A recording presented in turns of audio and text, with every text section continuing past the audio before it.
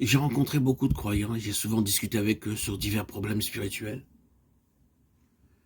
Parmi ces nombreux problèmes, une difficulté apparaît comme étant le lot commun de la plupart et que beaucoup trouvent difficile à vaincre. Pourquoi leur vie spirituelle semble-t-elle parfois sèche et sans entrain, tandis que d'autres fois, elle paraît joyeuse et enthousiaste? Quoiqu'ils n'aient pas l'expérience du troisième ciel, néanmoins, ils ont eu ce qui pourrait être appelé l'expérience du sommet de la montagne. Ils se demandent comment pourraient-ils vaincre les périodes sèches et se maintenir dans une position inspirée et continuellement joyeuse. Combien ils aimeraient s'attendre à une vie vécue dans un courant constant et même dans un état débordant.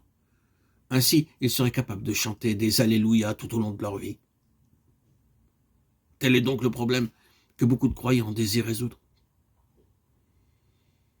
C'est ce genre de vie qui vacille entre sécheresse et joie que les chrétiens appellent d'ordinaire une vie ondulante ou une existence spirituelle ascendante et descendante.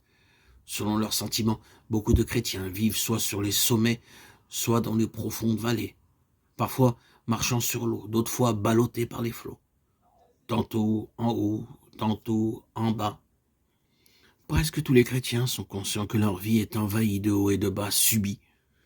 Certains jours, ils se sentent si joyeux qu'ils pourraient prier pendant des heures sans la moindre lassitude.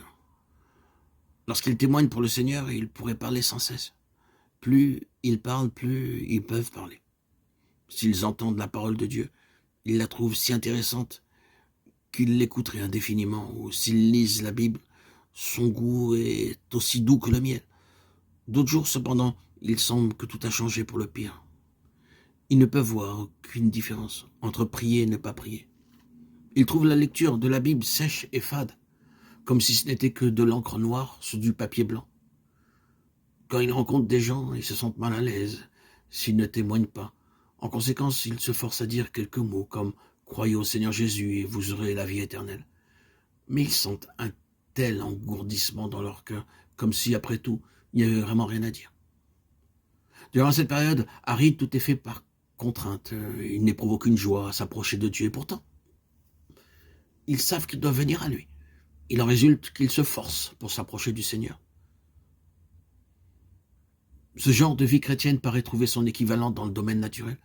S'il y a un sommet de montagne, il doit y avoir aussi une profonde vallée. Après les vagues en furie, il y aura une surface calme. Habitués à ces expériences, beaucoup de chrétiens concluent qu'il est impossible aux croyants de vaincre cette existence vaillante et d'arriver à un état spirituel tranquille et confiant. Ces chrétiens croient que nous sommes destinés à ces expériences ascendantes et descendantes durant toute notre vie.